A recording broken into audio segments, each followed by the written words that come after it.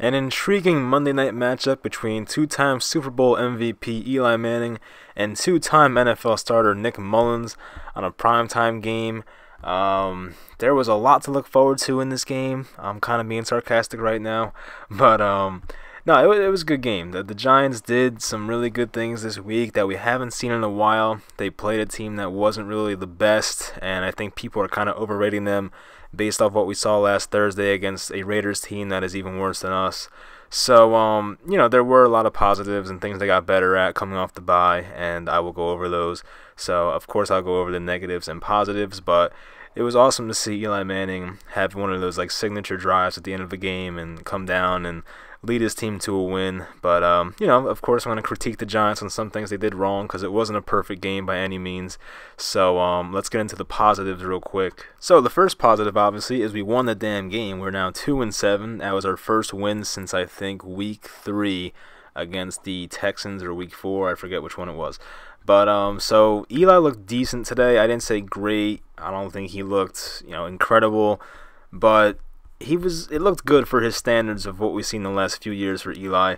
So, he did have no interceptions, threw for 3 touchdowns, was under 200 yards. But there were plays in this game that Eli should have made, and I'll go over that in the negative column. But, for a quarterback that needed to beat a bad team, I think Eli did just enough to do that, so I got to give him credit for that one.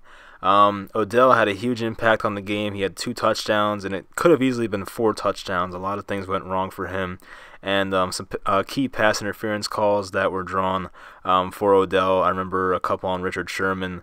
But I say that he should have had more touchdowns because there was that play where he slipped on a curl route because the field tonight was just awful. I don't know what the hell was going on with that.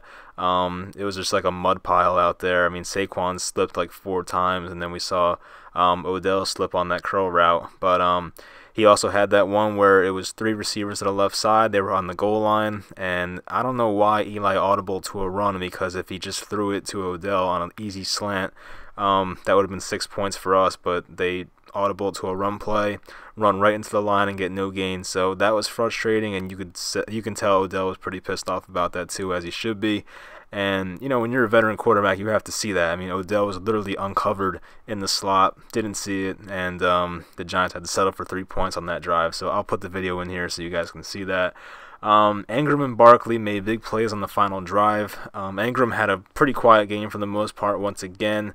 And I really thought that when, we saw Ingram wide open on the sidelines on that last drive and the ball was in the air, I was like so sure that he was going to drop that ball. But thank God he caught it, turned that into like a 30-yard gain or something like that.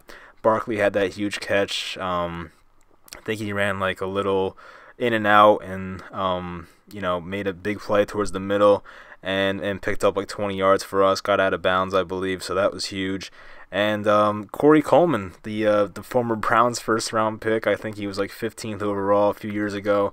Nothing really panned out for him. He went to the Patriots for a little bit, was on their practice squad and whatnot. But he had 3 kickoff returns today for 92 yards. He was electric on the kick returns. I mean, I haven't seen a kick returner that good for us since David Wilson back in the day.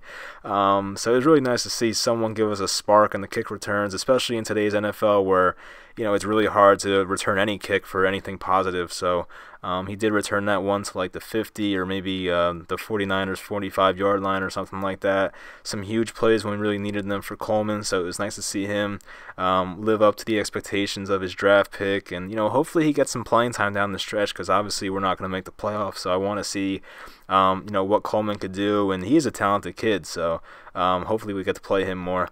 B.J. Goodson made some big plays, had the 2 interceptions, and I think both of them bounced off of people, but, still caught them. They're both interceptions in the stat sheet, so you got to give him credit there. He also made big plays all over the field, so B.J. Goodson looked really good today. I thought Janoris Jenkins had a really nice game today. He was the reason for that first interception. I forget who the receiver was. It might have been like Kendrick Bourne or something like that, and Janoris made a great break for the ball, deflected it, and ended up in B.J. Goodson's hands. So I think Janoris had quietly a nice game. They really didn't talk about him much today, which is, what you want to hear for a corner. You don't want to hear your name picked on too much. Aldrick Rosas looked good on the field goals once again. He did have the kick out of bounds on the kickoff, and that's the second time that's happened this year, so we got to fix that up, obviously.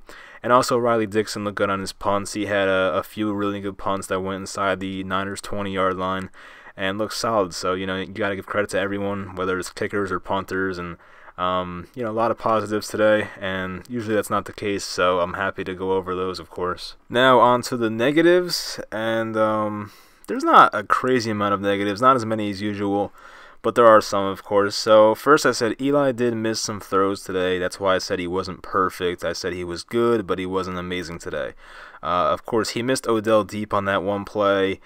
I mean, I think it was like a 60-yard throw, maybe a little more, and obviously that's a tough throw. I mean, I can barely throw a football like 40 yards, so I shouldn't even be talking. But, when you're an NFL quarterback, you need to be able to make that throw, and, threw it short to Odell. He probably would have had a touchdown if it was thrown in stride. So, there was that. There was the Saquon wheel route on the, I think it was the final drive. And I'm not sure if Eli wanted a back shoulder on this throw or if it was just, terribly underthrown. I really don't know which one it was. From my perspective, it looked like it was underthrown. And if he threw it in stride to Barkley, he could have had a touchdown right there. So, I'll put both of those videos in here. There was really no answer for George Kittle today, whether it was Landon Collins or Alec Ogletree covering him. And I mean, Kittle's probably one of the top 3 tight ends in football right now. But, the guy had like 8 catches for like 95 yards or something like that. They had no answer for him.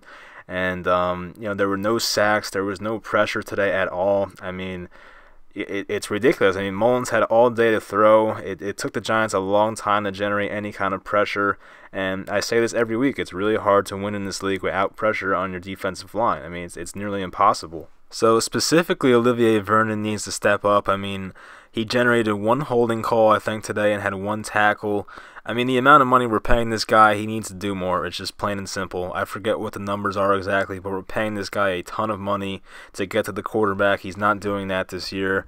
And it's just, the Giants can't win and can't be an effective defense with no pass rush. That's why we won our Super Bowls, and, we're just getting none of it this year. So it's just really annoying with the amount of money we're paying this guy and the lack of production we're getting.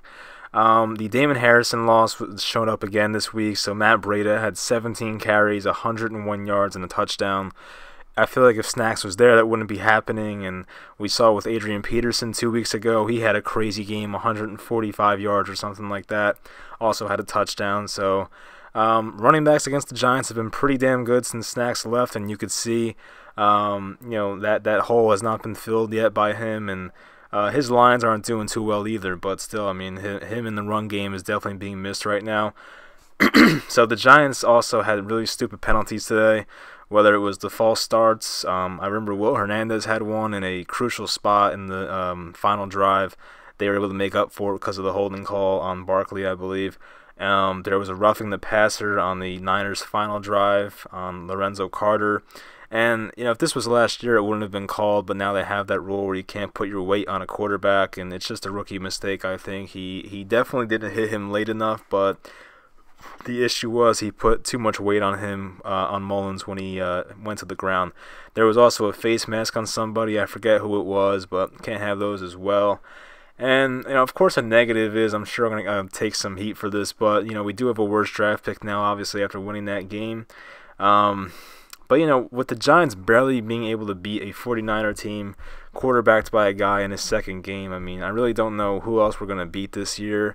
Maybe this is our last win. I think we're going to get like 2 more wins, but I have no idea where they'll be at, and I honestly don't know who we play the rest of the season outside of next week, so I'm not really concerned about that right now. But, I saw someone projected us to have the 5th overall pick now, so that hurts. We went from like the 1st overall pick to the 5th overall pick, so that kind of stuff hurts. And, if the Giants really want a guy and they have to trade up for him, then it sucks that you have to lose your draft assets and all that kind of stuff for what looks like a lost season. But maybe the Giants go 9-7 and make the playoffs. I mean, I highly doubt it, but, you do have something to play for still at this point. Technically, you're not mathematically out of it yet. The Giants division's obviously not that good. I think the Eagles and Cowboys have the same record. They're one game above 500. And I think the Redskins are 6-3 somehow. I mean, I really don't get how they're not that good of a team, but they are 6-3. So, there's a lot of ground to make up for the rest of this season.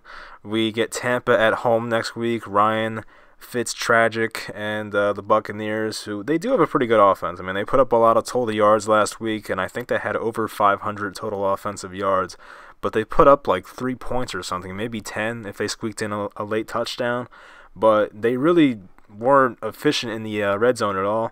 So, I mean, that's a game the Giants should win. Not sure if they will or not, but the Giants do have a pretty legitimate chance to go back-to-back here. Next week's starter should be Eli Manning. Lauletta really just shot himself in the foot with the whole arrest thing, and the Giants winning this week probably 100% ensures that Eli will be the starter next week, and we'll just keep rolling with that. So I think as long as they keep winning, Eli will stay in. You don't want to change anything right now, but if things get out of hand or the Giants start losing a bunch of games in a row, I mean, Lauletta wasn't even active for this game, so I mean, maybe that tells you something. I kind of figured after the bye they might activate him and put Tanny on the inactive list, but that's not the way it was. So maybe Lauletta's further away from starting than we figure. But I thought next week against Tampa would have been a perfect spot to play him in his first game, but not looking like that's going to happen now. But we do have a shot to win that game, so let's go win it.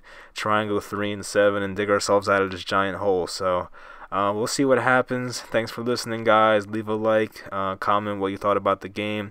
If you want to follow me on Twitter, go ahead. I left it right there for you guys, and I'll talk to you after the Buccaneers game.